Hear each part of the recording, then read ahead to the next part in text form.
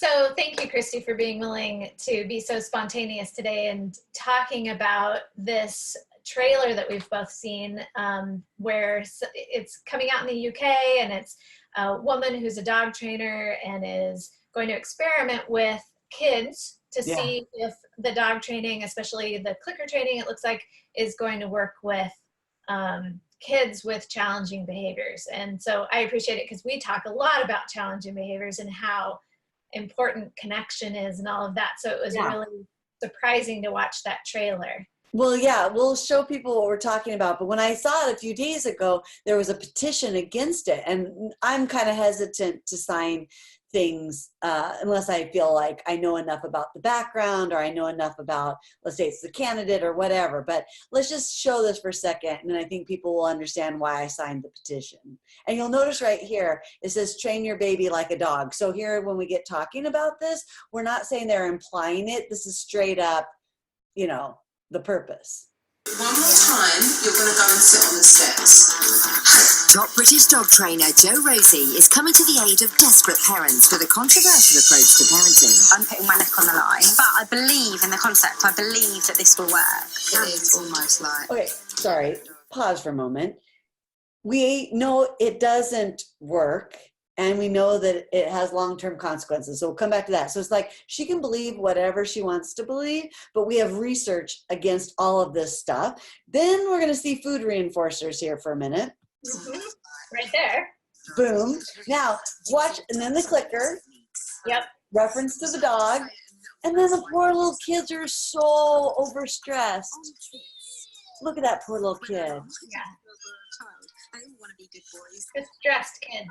That's what we see for sure. Train your baby like a dog. Why do people hold on to these? I don't know if it just makes so much intuitive sense. Like, this other stuff is hard. This parenting is hard. This soothing nervous systems is hard. This building brains, this is hard. But getting a clicker, now that I can do. Like, I don't know why we just gravitate to such. Yeah, I think it's a fix, and that kids are just gonna, I mean, that compliance is all it is. And I am somebody who's gonna say there are moments for compliance training with kids. So that's where it throws me even in my own thinking, is that I do believe that kids need behavior boundaries, and there are going to be situations that you Absolutely. have to, yeah, because that behavior boundaries, if they are done right, are a security for kids, and sometimes they will push them until they get them. Well, and even developmentally, kids do push the boundaries. Kids are testing it out. Am I still safe? Can I still do this? Can I do this with mom? Can I do this with dad? Can I do it with grandma? Can I do it at school? Can I not do it at school? That's all a part of figuring it out. And that is super hard. But I mean, I listened to your podcast yesterday, and I meant to pull my notes about it, but it's like, you know, if we just would soothe these kids' systems. But I keep thinking about, and I was listening to another one, sorry, I can't remember where, because I, listen to so many, but it's like, if we're anxious, if we're multitasking, if we're sleep deprived, imagine what context these little bodies are growing up in. Yeah. Nobody wants to say, oh, maybe I have too much of my own screen time. Maybe I'm not getting enough sleep. Maybe I'm not responding well to my child. Maybe I don't know. Sorry, now I'm complaining. The point that we're trying to make is that parenting is hard. So you said that, and it is a matter of experimenting. And I think what people do like about this kind of approach is that it is this kind of promise of one size fits all to fix the problem. Right. Where we really feel strongly that behavior is communication. And that is one of the basic tenets of what we know about behavior in the child development field. Yeah. Behavior is communication. A child who, we've done talks on biting, for example, and how it is a developmental phase that kids will go through because they don't have words yet to say necessarily how frustrated they are, right? Yeah, and even if it's beyond that phase, it may be the habit that poor little nervous system has gotten automatic, that's what I do. It's not a conscious decision, but it's like, when I feel this, I bite. And it's not that sort of rational thinking. So it goes beyond just when it's developmentally expected, but it's still communication. Yeah, and kind of along those same lines, I was just reading also. So I stumbled upon this trailer because of some of the groups that I'm on with autistic adults, and that they're saying, I don't know if I said that already, that they're Say it again, because I think it's important for people. First of all, maybe just total side note, but I think it's important for more and more people because it's so confusing out there around labels and person first language. So just tell us your stand or where you go or how come you just said autistic adults in case somebody in the revolution cringed. Well, just the funny thing is, I used to cringe all the time because I was, it was hammered in me to use person's first language. But the interesting thing, though, is that the more I worked with adults on spectrum, many of them, which I just use person first, right? Adults on spectrum. I know, you go back and forth. Yeah, I do. I mean, and really that's what I try and do is make sure that I use both. So because there are some people with autism or autistic adults who really feel like you can't separate the two. It is part of their identity. And so they want to be identified as autistic adults. But then there's plenty of others, and I talk with all my clients about this. There's plenty of others who say, well, no, it's just a part of me. Right. Or I don't want a label that society has decided that has to be given to me for, whatever. Okay. So total side note. So you were talking to some of your older clients with autism or autistic adults, and they shared kind of like their memories of early. Yeah. So, well, what they talk about quite a bit is how their early experiences with compliance-based training were traumatic, and many of them talk about having PTSD because of them. Yeah. And so they're very angered by seeing this trailer and trying to stop this show being aired at all. If we don't continue to say that anything that we're doing with other humans, whatever that is, whether it's intervention or instruction, that it's about connection. It's about supporting them and giving them the ways to communicate. And compliance is just somewhere embedded in all of that because we're coexisting. That's a lot of C's all of a sudden, but we're coexisting. We're interdependent upon one another. So of course there have to be boundaries. Of course there have to be rules and rituals and all of that good stuff. But when everything boils down to, can you make another human comply? It's never going to be a good ending to that story. Well, it undermines that child's, I love the phrase personal agency. Yeah. All of us want to have control over our own lives, and that kind of from the get-go, we are, first it's safety and soothing, and then it's exploring, how do I take control over my own life within these behavior boundaries that their parents or whoever are providing for them. But I mean, that's how we learn and grow and learn what our personal agency is in our own lives. We learn who we are. We learn our effect on other people, et cetera, et cetera. And if it's just compliance-based training, you're taking that personal agency away from that child. Yeah.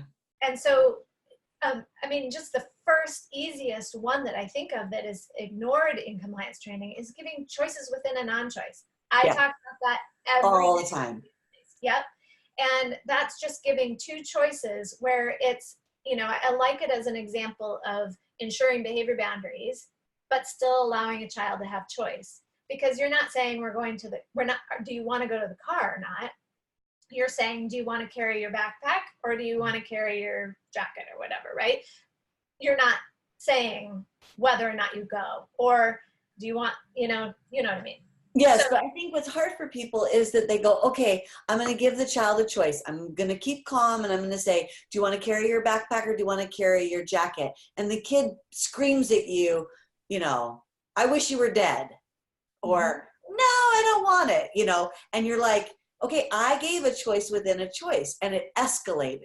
And I feel like that's the problem that nobody talks about. We try to give you a strategy for when things are a little bit okay. You anticipate that maybe there's going to be a struggle, but we haven't done all the other hard work. We haven't done actually teaching the child self-regulation skills. We haven't made a predictable routine so the child can know that they're going to be safe and what's going to happen once they get in the car. We haven't probably haven't connected with that child before.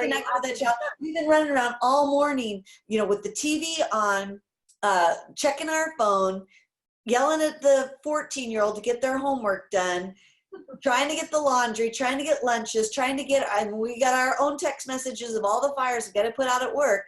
And then we go, okay, little kid, do you want your backpack or do you want your thing? It's like, it's so much more complicated. It's true. It's a very good point. And, back to the podcast that I just did the other day, how regulation has to come first. And there's so much around regulation that we're completely ignoring if we go straight to compliance training. So it's funny because it made me think about when I very first started in the field a long time ago. We won't say how many years. No. I was doing very compliance-based training with a kid who was, I think he was 3 or 4 at the time, and giving him M&Ms every time that he would do something that I was asking him to do. And I'll never forget that he was pissed at the whole scenario, but he would do it. Right? Yes. So he was being compliant.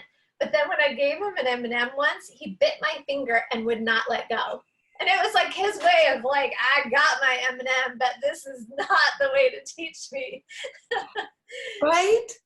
Yeah.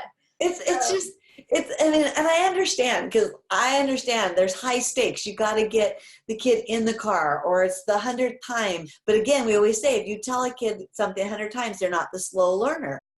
And so it's like, you really have to look at this from multiple angles. And, I thought Super Nanny was bad, but this is like suggesting to people that there is that compliance is the goal. Yep. And B, as you said, one size fits all. And C, that it's as easy as what she's going to train them in terms of the clicker. Yeah, and the other thing I was thinking about is the hard part about compliance training is that it may work. Short term. Compliance, short term. However, in some kids, it will even work long term. They become passive. Yes. People pleasers. What? People pleasers. I mean, like it's a neurosis of some types, Well, and then you see young adults who are anxious and can't make decisions for themselves. Right. And then you're like, why does my kid still live with me? Yeah, exactly. I mean, no offense to anybody that has their kids, because again, I believe in interdependence, and I don't think you hit a certain age and you're just ready to be on your own, because we're always in need of caring adults. But if you're feeling like they are having trouble making those decisions or taking a step and they don't know which way to go, it could be rooted all the way back into that you controlled everything so tightly that they don't know what it feels like to fail. They don't know what it feels like to stretch a little bit. But that's why it's so important to have the safety, so that kids know that I can go this far and not on a leash, but this far, but that I still have this caregiver who will be there. We talk a lot about once the kid regains some sort of neutral regulation or begins to co-regulate, it's so important that the caregiver say, we're still good. Like we're still, our relationship is solid. Like it hasn't been broken by this tantrum or this breakdown, Yeah, I still love you even though this behavior has happened. Yeah. Yeah, So, I'm so afraid that somebody's going to use that clicker training with a kid and completely forget about any connection. In fact, I don't know if in the clip, I don't think we heard it necessarily, but it does do it in the clip, where I think it's the woman who says to the husband, well, don't talk to him like a dog. Like something like that. That's a line somewhere, honey, Right? Because then you're not going to be communicating. Well, this is the other thing, is I'm a total dog lover, and I know you are too. I was just going to go there. Well, I treat my dog as if she is. Yes. And that's all I can see is that poor dog is so dysregulated. It's like it's not the only one in the family. Right. Oh, exactly. Yeah. Like I want to go rescue the dog and the child. Yeah. So that's really the message, is that even for dog training, and I was reading a blog the other day that a dog trainer was offended. Yes. Of how being compared to some of the ABA compliance training that we use with kids with autism, offended at making the comparison because she really believes in having more of a connection with the dogs. Well, of course, it's all about the relationship. It's all about consistency. It's all about setting boundaries and holding to them, but also reading the cues of the dog. I mean, and if you don't have a relationship with that dog, somebody else can try the technique and it just falls flat because relationships are the only active ingredient. So because we could do this all day, how do we help people understand? And this is a big question, so let's see if we can come down to a few things to think about or to try. Yeah. Because who are the people? It's myself as well, right? It's me tired and looking for the quick fix, or it's me feeling like, sorry, I have to just quick side note. So one time in my life, I had to teach kindergarten-ish. And I was feeling it the other day because I was with these amazing kindergarten teachers in Boulder, and so it came back to me. And so I was at the Jimmy and Grace Lee Boggs Charter School in Detroit, and I had just gone to like hang out. So it was nap time, and I was just like helping rub little kids' backs and get them on their cots, and it was all great. And the teacher, the principal, Julia, came up and whispered in my ear, and she said, the teacher has to leave for a little bit. I was like, oh, like, that's interesting. And then she's like, and the sub is not going to be making it. And I was like, that's too bad. And then she's like, could you not quite getting it yet. And I'm like, I'm not a real teacher, like, I know I have a PhD, but I don't know about this teaching these kindergartners. Anyway, long story short, I have never been humbled so quickly by 5- and 6-year-olds in my life. And as I reflected on it, / ran out of the building, it was because I did not have a relationship with them. It was pure and simple. That who was I to set a boundary? In general, that's true. Right? Yeah. So anyway, that's a long story, but maybe that's my thing, is that if you want a quick fix, start early and work on your relationships. That's not a quick fix, but that's my thought right now. It's interesting, though. The other thing I wanted to say about that is that really, I think a lot about what makes each family the most successful in nurturing a child, especially on the autism spectrum, to be the most independent adult that they can possibly be. And really it's about balance, because you do have to be very relationship focused, but if you're only relationship focused without behavior boundaries of some sort, that you also, that's going to be a problem as well, because kids will seek those behavior boundaries and they will push the limits until they find them. And maybe it's how I'm defining relationships in my own head, but it's like any positive relationship has clear boundaries. Excellent point. Yes. Right?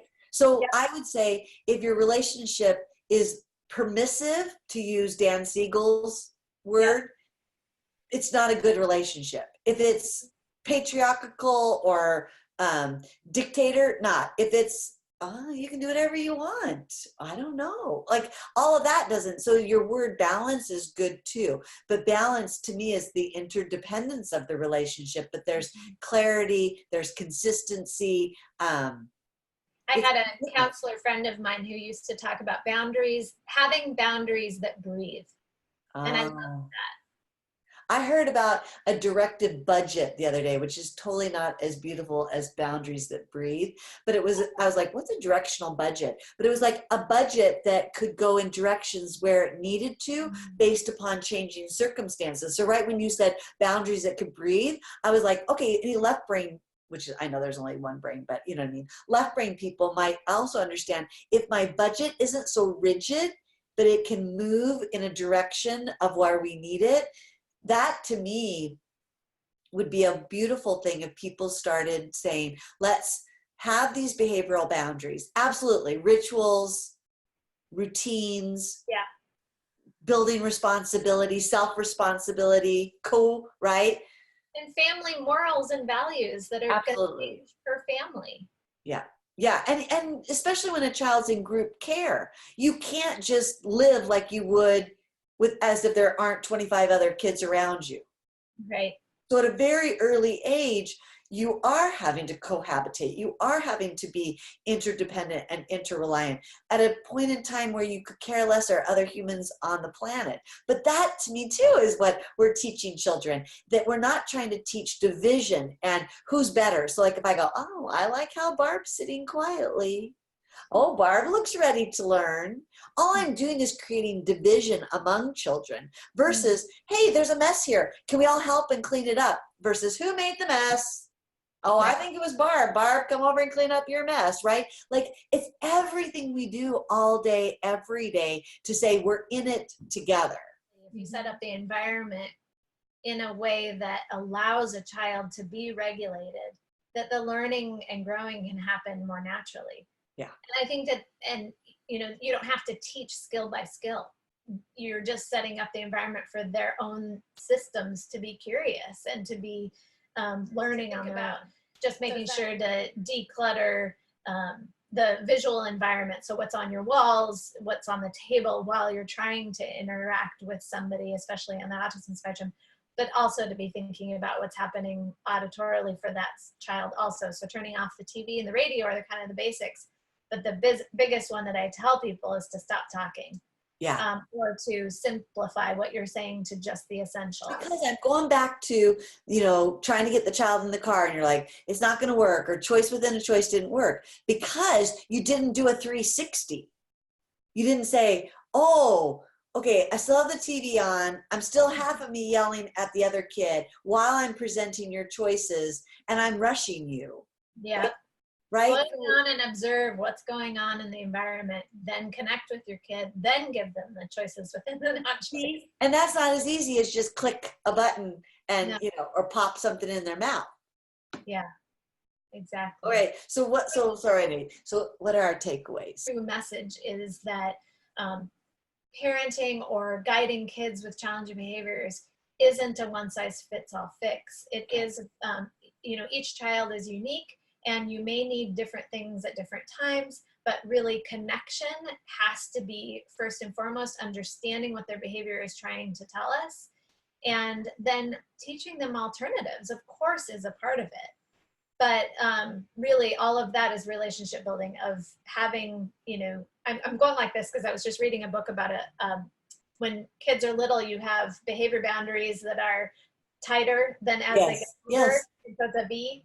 And so then they can make choices within that as they grow older. You know, so you have these behavior boundaries, which is kind of what I was thinking about. No, I think it's helpful, and I think you could even use that not on age, but on where they are in what we talk about, teach before the peak. So the closer you are to being in your amygdala or your brainstem, the tighter the boundary, because it needs more help externally to be regulated than internally regulated. But the older you get, the more your prefrontal cortex is working, the more you can stay in the green zone, the more those boundaries can be broader because you can move in and out and make good decisions, right?